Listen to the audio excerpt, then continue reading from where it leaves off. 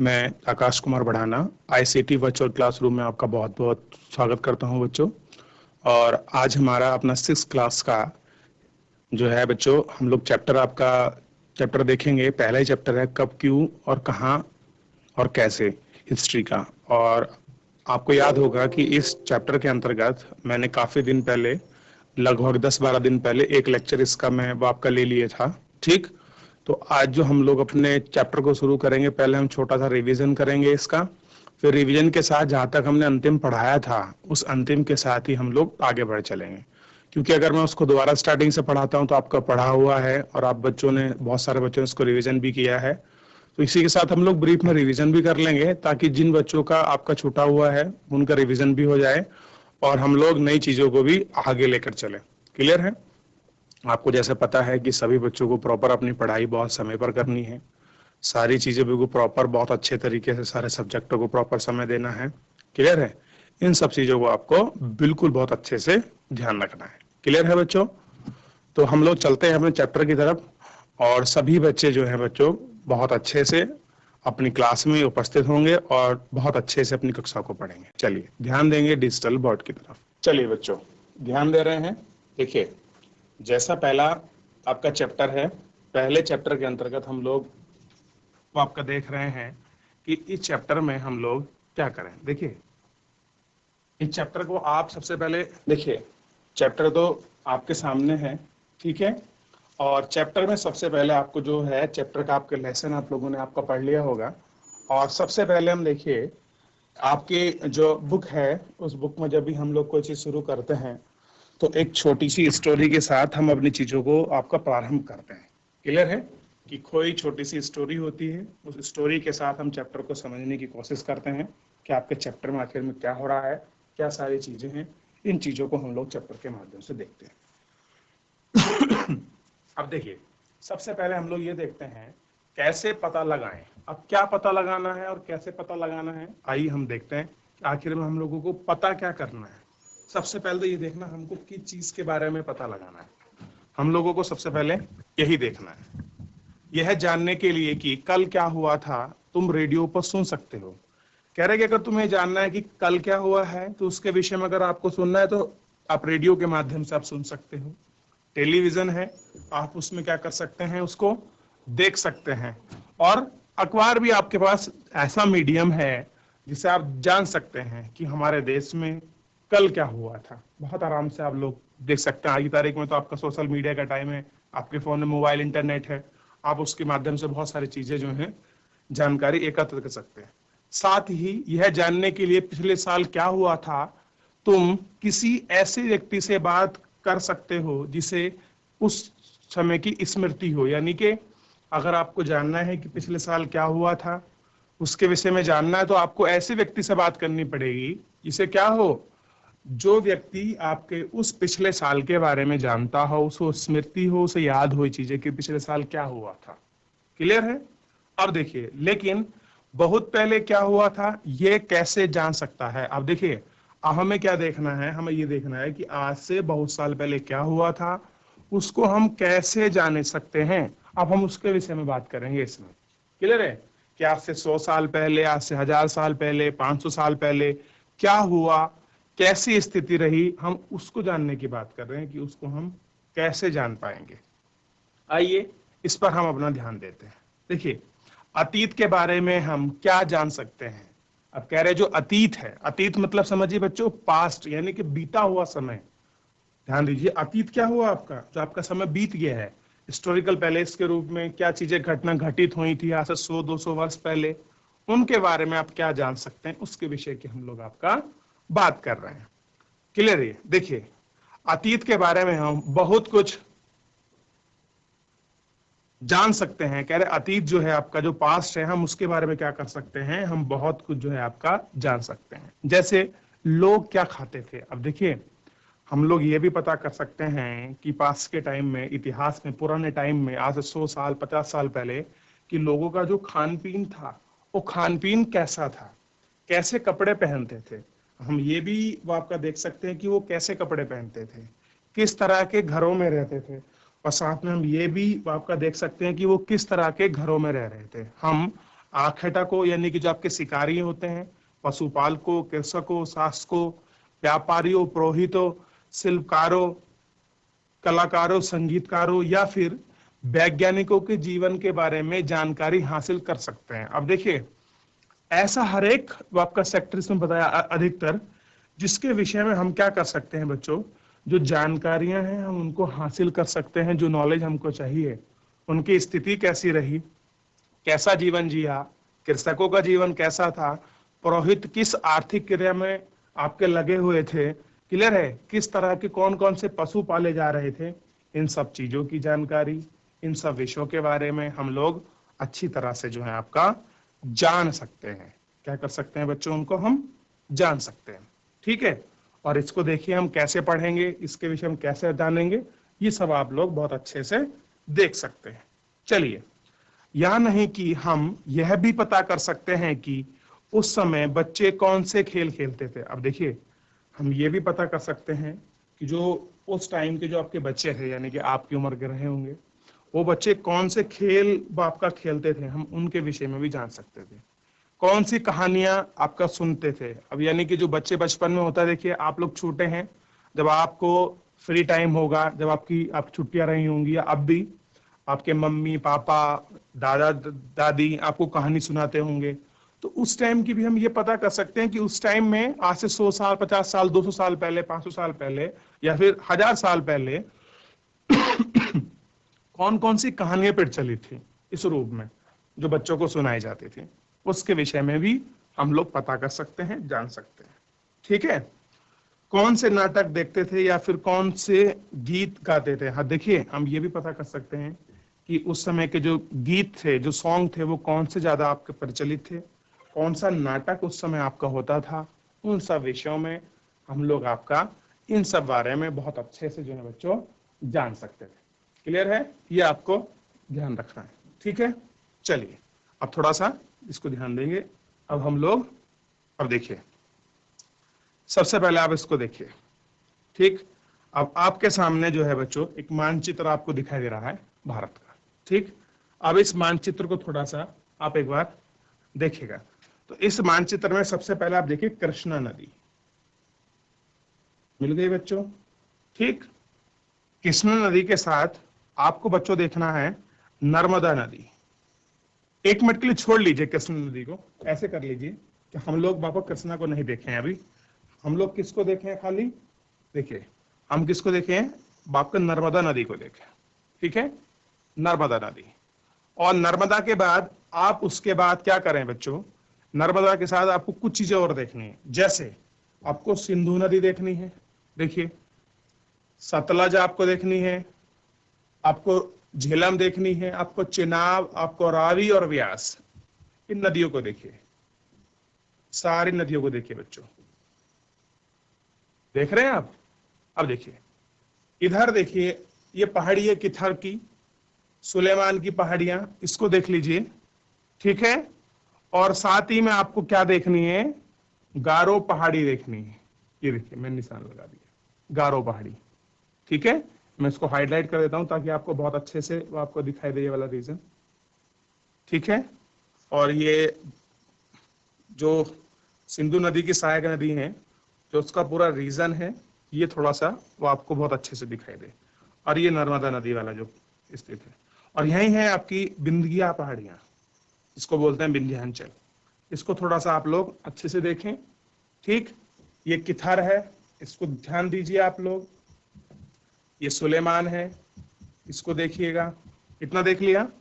और ये रही आपकी गंगा नदी, गंगा नदी को देखिए, ये इसकी यमुना नदी सहायक है गंगा की बच्चों, ये आपको इतना देखना है। और ये रही सोन। इतना हम लोगों ने अभी चैप्टर में क्या किया, हाईलाइट किया। और ये रहा हमारा हिमालय पर्वत। ऐसे देखिए, फिलहाल तो इतना हम लोग आपका देख लिए, बाकी हम लोग आगे देखेंगे बाद में। चलिए सीधा हम लोग ध्यान देते हैं।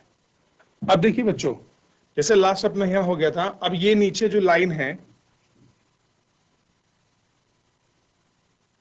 लोग कहां रहते थे, सबसे पहले आपको ध्यान देखना है कि लोग कहां रहते थे। हमें इसके विषय में जानना है कि जो देखिए बच्चों, आपको ध्यान देना है कि जो लोग हैं वो आपका कहाँ रहते थे। अब हमको ये देखना है कौन से वाले बच्चों, अतीत की बात हम कर रहे हैं। जो हमारा पास्ट है, हम उस पास्ट की बात कर रहे हैं कि अतीत में लोग कहाँ रहते थे, उसको हम लोग आपका इसमें देखेंगे। क्लियर है? अब देखिए ये चीज में अब देखा, अब हम आगे बढ़ते हैं। देखिए बच्चों, थोड़ा सा यहाँ देख लेते हैं, थोड़ा सा प्रॉब्लम हो रहा है, कोई बात नहीं। चलिए अब देखिए, सबसे पहले हम लोग यही देख रहे हैं कि लोग कहाँ रहते थे, थोड़ा इसके विषय में हम लोग जो है अपना जान लेते हैं। देखिए, जैसे हम लोग वो आपका देख रहे थे कि लोगों का रहने का टाइम कहाँ था, सबसे पहले जो आरंभिक जो आपका मानव था वो कहाँ रह रहे थे, इसके विषय में थोड़ा सा हम लोग जान लेते हैं। देखिए, सबसे पहले देखिए लोग कहाँ रहते थे। अब आपको क्या करना है बच्चों, जो आपको मानचित्र दिखाया है, सबसे पहले आपको नर्मदा नदी देखनी है। ठीक है, क्या देखनी है आपको? नर्मदा नदी देखनी है। देखिए इसमें लिखा है ना कि मानचित्र 1+2 में नर्मदा नदी का पता लगाओ। कई लाख वर्ष पहले से लोग इस नदी के तट पर रह रहे थे। यहाँ रहने वाले आरंभिक लोगों में कुछ लोग संग्राहक थे, यानी कि जब मानव की शुरुआत हुई तो बहुत हजार साल पहले लोग क्या कर रहे थे, आपका यही आपका आपका बच्चों आपका रह रहे थे। और कैसे थे? कुशल, स्किलफुल कैसे थे? संग्राहक थे, चीजों को इकट्ठा करने के, जो आसपास के जंगलों की विशाल संपदा से परिचित थे। यानी जो हमारे जंगल हैं, उन जंगलों में जो पास पड़ोस में उनकी विशाल संपदा है, यानी कि जो भी उन वनों से आपका प्राप्त होता था वो से बहुत अच्छी तरह वो आपके परिचित थे। अपने भोजन के लिए वे जड़ों, फलों तथा जंगल के अन्य उत्पाद का यहीं से संग्रह किया करते थे। वे जानवरों का आखेट यानी कि आपका शिकार भी किया करते थे। अब देखिए बच्चों, आपको दिखाई देगा नर्मदा नदी, हम लोग देखे थे। देखिए नर्मदा नदी आपको दिखाई दे रही है। अब देखिए ये रहा आपका पूरा मैप, नर्मदा नदी आप लोगों ने देख ली। और साथ ही में हम लोगों ने ये भी आपका ये भी देख लिया कि वो जो लोग थे कहाँ रह रहे थे और कैसा उनका आपका जीवन था। चलिए अब चलते हैं आगे हम लोग, और इस पे हम लोग आपका देख लेते हैं।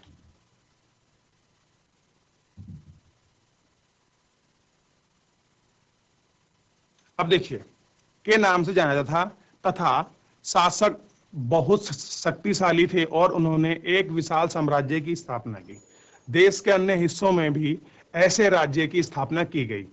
अब आप देखेंगे कि जितना पूरा क्षेत्र है, वो जो पूरा क्षेत्र है किस तरह से उसमें लोग रहे, और हम लोगों ने ये भी थोड़ा इसमें आपका देखा। अब देखिए, लोगों ने सहदेव उपमहाद्वीप के एक हिस्से से दूसरे हिस्से की यात्रा की। अब देखिए, अब जितना भी हमारा पूरा क्षेत्र है, लोगों ने क्या करा कि एक क्षेत्र से दूसरे क्षेत्र की तरफ क्या की, उन्होंने आपकी यात्रा की है बच्चों। देखिए क्या की है, आपकी यात्रा की है। अब देखिए आज के टाइम में जिस प्रकार यात्रा होती है, पहले ऐसे यात्रा नहीं होती थी।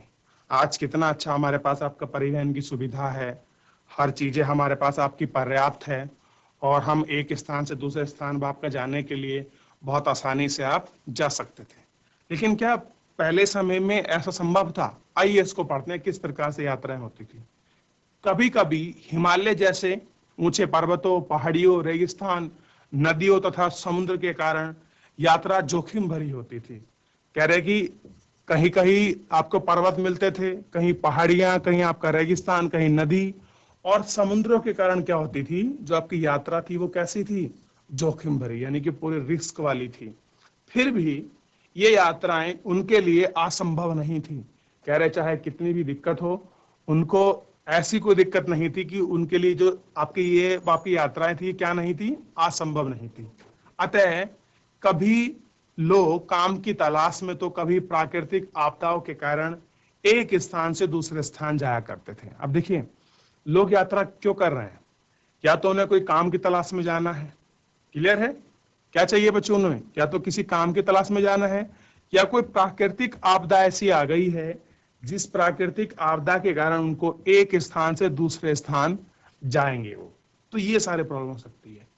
कभी कभी सेनाएं दूसरे क्षेत्रों पर आपके विजय हासिल करने के लिए जाती थी, और कभी कभी ऐसा होता था कि किसी राजा का अभियान चलता था तो वो क्या करते थे बच्चों, अपनी अपनी सेनाओं को दूसरे राज्य में विजय हासिल करने के लिए वो आपका भेजते थे। ठीक है। इसके अतिरिक्त व्यापारी कभी काफिले में तो भी जहाज अपने साथ मूल्यवान वस्तु लेकर एक स्थान से दूसरे स्थान जाता थे।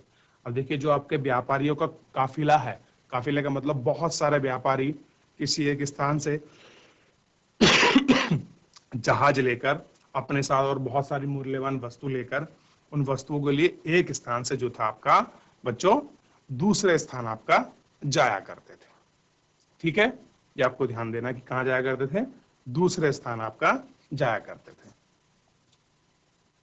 अब देखिए, धार्मिक गुरु लोगों को शिक्षा और सलाह देते हुए एक गांव से दूसरे गांव, अब देखिए जो आपके धार्मिक गुरु होते थे, अब उनको शिक्षा देनी पड़ती थी, लोगों को आपका समझाना पड़ता था, वो उनको सलाह देनी पड़ती थी। तो वो क्या करते थे बेचारे, एक गांव से दूसरे गांव, एक कस्बे से दूसरे कस्बे आपका जाया करते थे। क्या करते थे, एक गांव से दूसरे गांव, एक कस्बे से दूसरे कस्बे वो लोग जाया करते थे।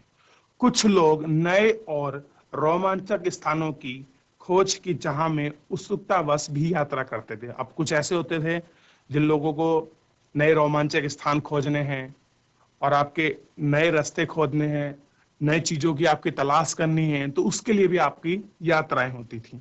क्लियर है। इन सभी यात्राओं से लोगों को एक दूसरे के विचारों को जानने का अवसर मिला। और कह रहे हैं जो लोग एक स्थान से दूसरे स्थान गए, जो यात्राएं गई, उनसे हुआ क्या कि लोगों को एक दूसरे के जो विचार हैं उन विचारों को जानने का मौका मिला। ठीक है। अब देखिए, यात्रा लोग क्यों कर रहे थे पुराने समय में, तो लोग जो यात्रा कर रहे थे पुराने समय में उनका एकमात्र रीजन था विचारों का आदान प्रदान हो सके, वो एक दूसरे को जान सके। नहीं तो बहुत सारे कारण ये भी हैं कि कोई सेना किसी राज्य पर विजय हासिल करने जा रही है, कोई कोई किसी काम की तलाश में निकल रहा है, तो कोई बच्चों प्राकृतिक आपदाओं के कारण एक स्थान से दूसरे स्थान से की वापस यात्रा कर रहा है, कोई व्यापारिक क्षेत्र के लिए। तो ये सारे ऐसे रीजन थे जिनके कारण ये सारी चीजें जो थी आपकी हो रही थी बच्चों। क्लियर है। ये थोड़ा सा आपको ध्यान रखना है कि इनके कारण ये सारी चीजें जो थी आपकी होती थी। अब देखिए, यहाँ तक हम लोग आपका देख लिए थे कि उनके जो आपके विचार हैं, उनके विचारों को जानने का मौका मिला। अब देखिए, आज लोग यात्रा क्यों करते हैं। अब हमको ये देखना है, जो आज का समय है, आज जो आप लोग किसी एक स्थान से दूसरे स्थान जाते हैं, यात्रा करते हैं, आप लोग क्यों यात्रा करते हैं, इसको थोड़ा सा देखिए और आपका समझिए। एक बार फिर से मानचित्र वन को देखें। पहाड़ियां, पर्वत और समुद्र इस उपमहाद्वीप की प्राकृतिक सीमा का निर्माण करते हैं। देखिए, अगर आप लोग प्रश्न नंबर 2 पे पूरे मानचित्र को देखेंगे तो उस मानचित्र को देखने के बाद आपको बिल्कुल क्लियर हो जाएगा कि कहाँ कहाँ आपका हिमालय बसा हुआ है, किस प्रकार से अरब सागर और बंगाल की खाड़ियां हैं। वो सारी चीजें जो हैं आपको पूरे मैप में आपको दिखाई देगी, और उपमहाद्वीप का जो है आपको प्राकृतिक सीमा का कैसे निर्माण हो रहा है वो चीजें आपको दिखाई देंगी। हालांकि लोगों के लिए इन सीमाओं को पार करना आसान नहीं था। कह रहे जो लोग हैं उन लोगों को ये सीमाओं को पार करना क्या नहीं था, आसान। अब देखिए, आसान तो क्यों नहीं होगा बच्चों, जो कोई व्यक्ति है वो हिमालय को पार करना क्या कोई आसान बात है। इतनी हाइट वाला हिमालय और इतना शीत, इतना ठंडा, उसको क्या पार कर पाना आपका इतना आसान है, इतना संभव है तो नहीं। क्लियर है। हालांकि लोगों के लिए इन सीमाओं को पार करना आसान नहीं था। जिन्होंने ऐसा चाहा वे कर सके, लेकिन कुछ लोग ऐसे थे जिन्होंने ये चाहा कि हमको इनको पार करना है, और कुछ लोगों ने इसको पार भी किया। ठीक है। वे पर्वतों की ऊंचाई को छू सके तथा गहरे समुद्रों को पार कर सके। और हुआ क्या कि जो गहरे समुद्र थे उनको भी पार कर सके, और जो जो पर्वतों की टॉप हाइट थी उसको भी क्या कर सके बच्चों, वो आपका छू सके। उपमहाद्वीप के बाहर से भी कुछ लोग यहाँ आए और यहीं बस गए। हुआ क्या, लोग कहां से आए, किसी दूसरे स्थान से आए और यहाँ आकर क्या हो गया आपका, वो बस गए। उपमहा ठीक, लोगों के इस आवागमन ने हमारी संस्कृति परंपराओं को समृद्ध